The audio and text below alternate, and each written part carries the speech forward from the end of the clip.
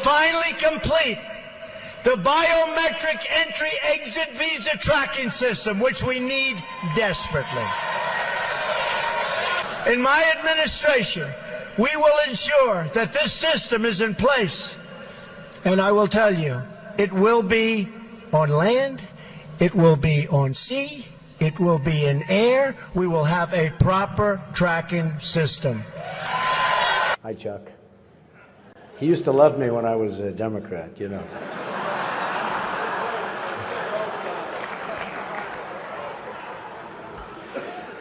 Mr. President, do you still love WikiLeaks?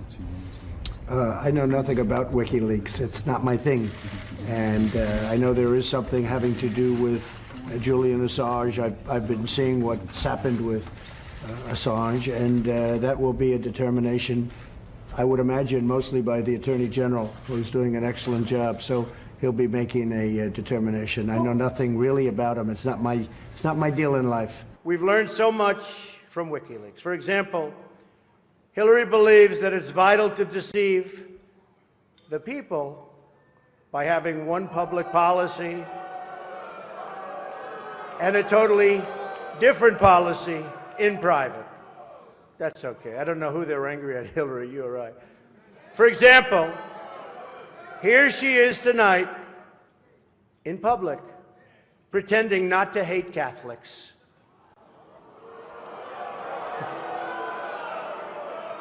Now, if some of you haven't noticed, Hillary isn't laughing as much as the rest of us. That's because she knows the jokes. And all of the jokes were given to her in advance of the dinner by Donna Brazil. WikiLeaks, I love WikiLeaks. WikiLeaks. WikiLeaks. This WikiLeaks is unbelievable. You said you loved WikiLeaks at another campaign press conference. Boy, that WikiLeaks has done a job on her, hasn't it? The more emails WikiLeaks releases, the more lines between the Clinton Foundation, the Secretary of State's office, and the Clintons' personal finances. Now we learned out through WikiLeaks that Hillary Clinton was paying the protesters $1,500 each to be violent at our rallies. Through WikiLeaks today, it's just been shown that this is, as I've been saying, a rigged system with more collusion, possibly illegal. I know nothing about WikiLeaks. It's not my thing. Allow due process, so no one's rights are trampled, but the ability to go to court, obtain an order, and then collect not only the firearms, but any weapons in the possession or of that might individual. take the firearms first and then go to court, because that's another system. Because a lot of times, by the time you go to court, it takes so long to go to court to get the due process procedures. I like taking the guns early, like in this crazy man's case that just took place in Florida. He had a lot of firearms. They saw everything. To go to court would have taken a long time. So you could do exactly what you're saying, but take the guns first, go through due process second. But you have to be very, very powerful on background checks. Don't be shy. Very strong on mentally ill. You have to be very, very strong on that. And don't worry about bump stock. We're getting rid of it where it'll be out. I mean, you don't have to complicate the bill by adding another 2 paragraphs. We're getting rid of it. I'll do that myself because I'm able to. Fortunately, we're able to do that without going through Congress. So if the 4 of you could work together and come up with some beautiful foundation, add and subtract to it, put it for a vote, let's get it done. That's what we have to do. Mr. President, what do we do about weapons of war easily accessible on our streets? What you're going to have to do is discuss it with everybody, and any solution. No, it's a very complex solution. You do. You have weapons on the street. That's what we're talking about with black market. These are black market weapons. And, you know, the problem, Diane, is that these aren't where you walk into a store or buy. These are where somebody hands you a gun and you hand them Oh, no, some you money. go into a store and you can buy an AR-15. You can. You can buy a Tech-9. I mean, you can buy all these weapons. Well, this is what you're going to have to Triggers, discuss, many Joe. bullets. Yeah, Joe and Pat, you're going to have to discuss that. You'll sit down with Diane and everybody else, and you'll come up with something. And I think I really believe it has to be very strong. I'd rather have you come down on the strong side instead of the weak side. The weak side would be much easier. I'd rather have you come up with a strong bill, and really strong on background checks. That is why I have called for red flag laws. What the hell did you just say? That is why I have called for red flag laws, Also known as extreme risk protection orders. It's a law going into effect here in New York at the end of the month. Governor Andrew Cuomo signed the red flag law legislation in February. Parents, teachers, law enforcement can all report people who they believe are a threat to themselves or others. If there's enough evidence, authorities can prevent them from ever getting guns or take away guns they already have. We must make sure that those judged to pose a grave risk to public safety do not have access to firearms, and that if they do, those firearms can be taken through rapid due process. The new law gives authorities in New York the power to confiscate guns before any crime is committed. The governor voiced his skepticism today on MSNBC that the president's words on the red flag law will turn into action. I say to the president this, if you are sincere about what you're saying, do an executive order. We must do more to protect our children. We have to do more to protect our children. And just a few moments ago, I signed a memorandum directing the Attorney General to propose regulations to ban all devices that turn legal weapons into machine guns. The Department of Justice now says bump stocks fall within the definition of machine gun under federal law. A move foreshadowed by the president in October. We're knocking out bump stocks. I've told the NRA, I've told it, bump stocks are gone. The president is once again fulfilling a promise he made to the American people. And this morning, the acting attorney general signed the final rule making clear that bump stocks are illegal because they fall within the definition of machine guns that are banned under federal firearms law. A 90-day period now begins, which persons in possessions of bump stock type devices must turn those devices to an ATF field office or destroy them by March 21st. And so just doing something on this background check issue and using that as a base, and then I would like to add some of these other things we've talked about, I think would make a major difference. So if you could add that to this bill, that would be great, Diane. If you could add what you have also, and I think you can, into the bill. Yeah. So Joe, are you ready? Can you do that? Joe, can you do that? Pat, can you add some of the things? You're not going to agree with me. Yeah, if you help. Well, no, I'll help, but can you add what Amy and what Diane have? Can we add them in? And I know you can add what John has. I would have put a warning on or something on just that particular vaccine, but I certainly wouldn't have paused it and gotten front page news all over the world, and then people don't want it, and it probably even affects the others, because, you know, there's a big situation with a lot of people don't want to take the vaccine. Well, this played right into their hands. And they want me to do public service messages and everything about everybody taking the vaccine. And look, I guess in a certain way, I'm the father of the vaccine because I was the one that pushed it. You know, to get it done in less than 9 months was a miracle. Fauci said it would take 3 to 5 years. Would you recommend to our audience that they get the vaccine then? I would recommend it, and I would recommend it to a lot of people that don't want to get it, and a lot of those people voted for me, frankly. It is now my great pleasure to officially welcome the President of the United States, Donald J. Trump, to the closing session of the World Economic Forum's annual meeting 2018. Mr. President, you cannot imagine how much we are looking forward to your speech. Not just the 3,000 leaders assembled here in Davos, but also the millions joining us globally, thanks to the presence of key media from around the world.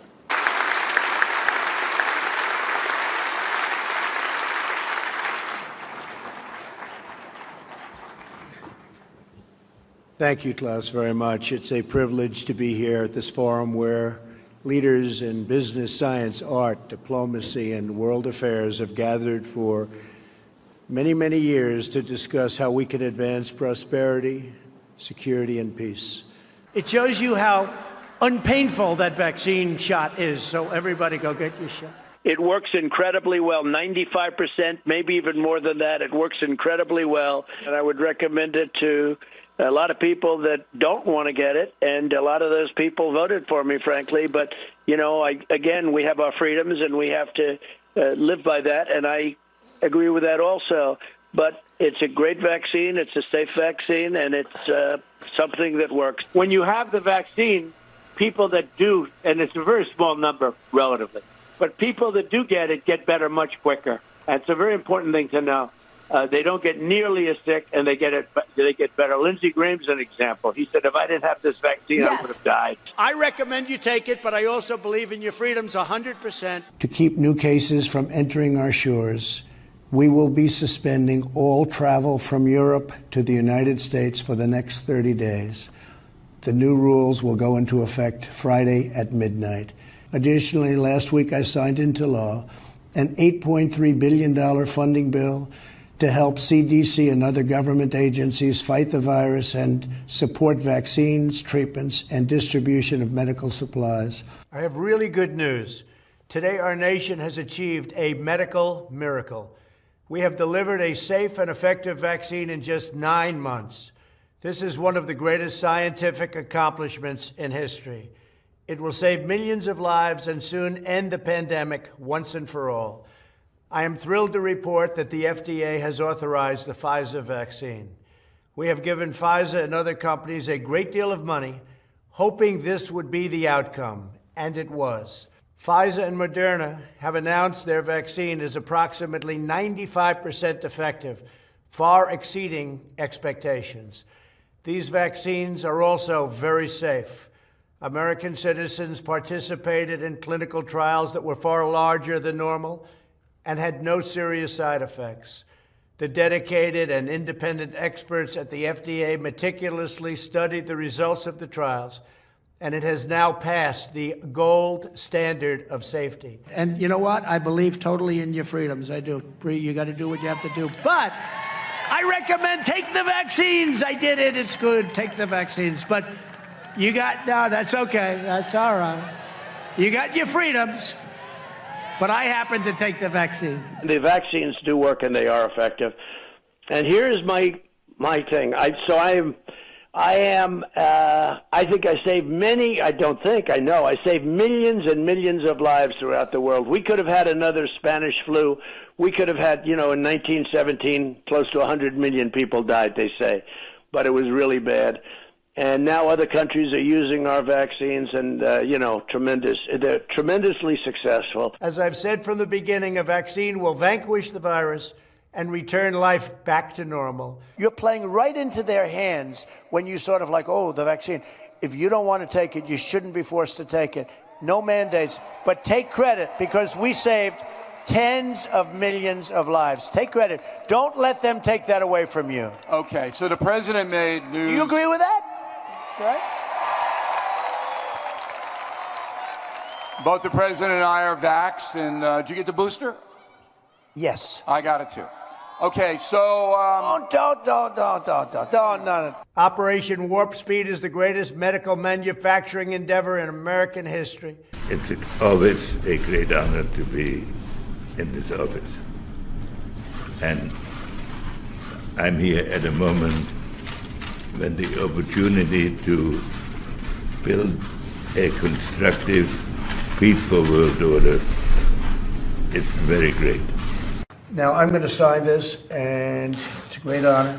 $6.2 trillion. I've never signed anything with a T on it. I don't know if I can handle this one, Mitch. We can't chicken out at this point, can we? I don't think so, huh? All right, thank you all.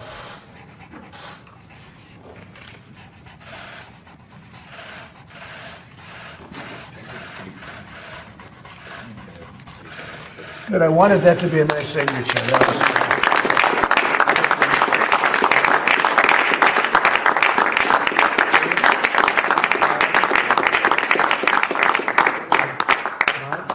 These events give not only the candidates a chance to be with each other in a very social setting, it also allows the candidates the opportunity to meet the other candidates' team.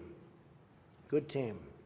I know Hillary met my campaign manager, and I got the chance to meet the people who are working so hard to get her elected.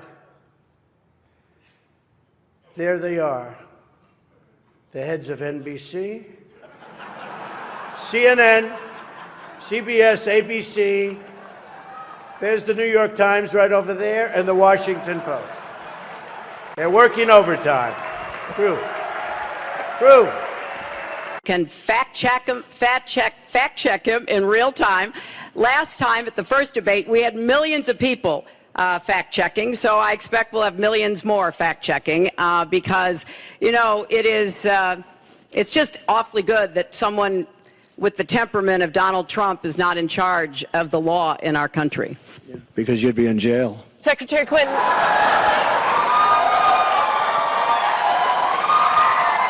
And even tonight, with all of the heated back and forth between my opponent and me at the debate last night, we have proven that we can actually be civil to each other. In fact, just before taking the dais, Hillary accidentally bumped into me, and she very civilly said, "Pardon me."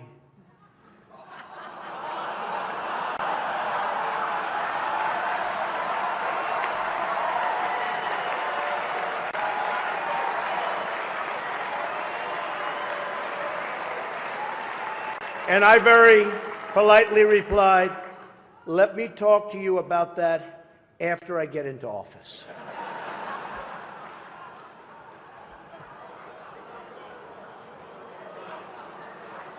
I have a lot of respect for those two people.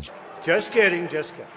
You know, WikiLeaks just actually came out. John Podesta said some horrible things about you, and boy, was he right. He said some beauties. And you know, Bernie Sanders, he said you have bad judgment. You do. There is something that I wanted to say, because I was very honored, very, very honored, when I heard that President Bill Clinton and Secretary Hillary Clinton was coming today. Everyone knows, of course, Hillary's belief that it takes a village, which only makes sense, after all, in places like Haiti, where she's taken a number of them. And I think it's appropriate to say, and I'd like you to stand up. I'd like you to stand up.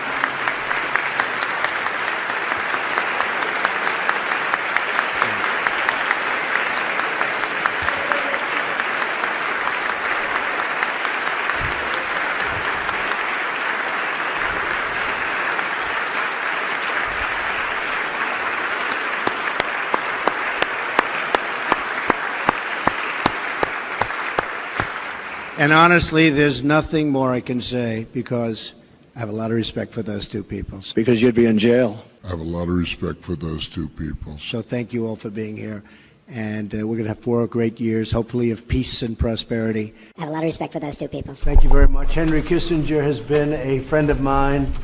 I've liked him, I've respected him, but we've been friends for a long time, long before my emergence in the world of politics, which has not been too long.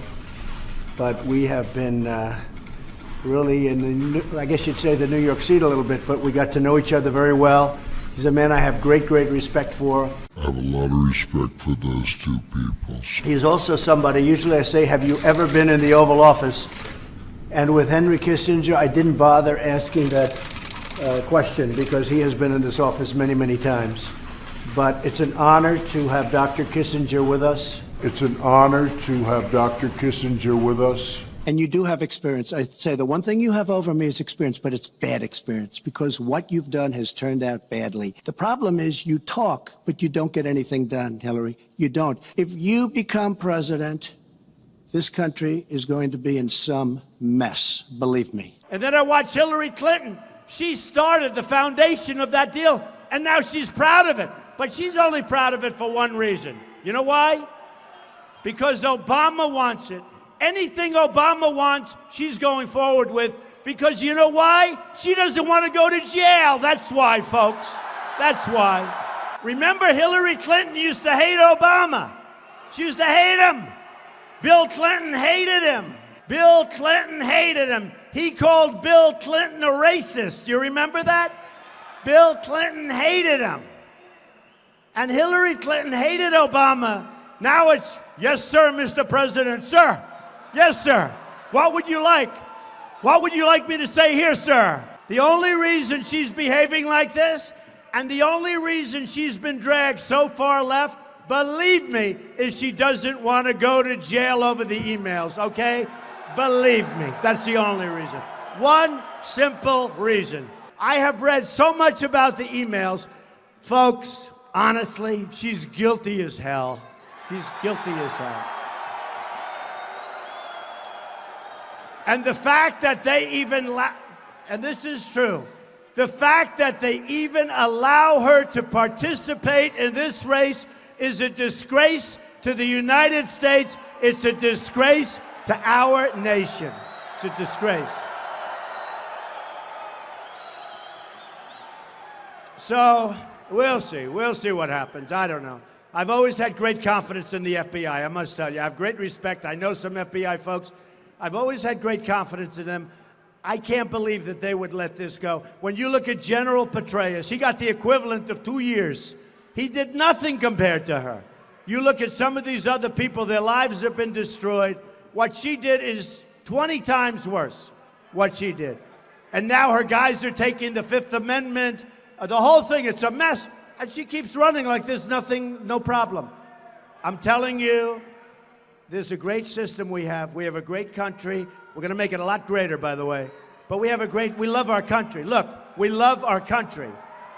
And I don't believe our country can let her get away with this crime. I don't believe it. So we'll see. And you know what?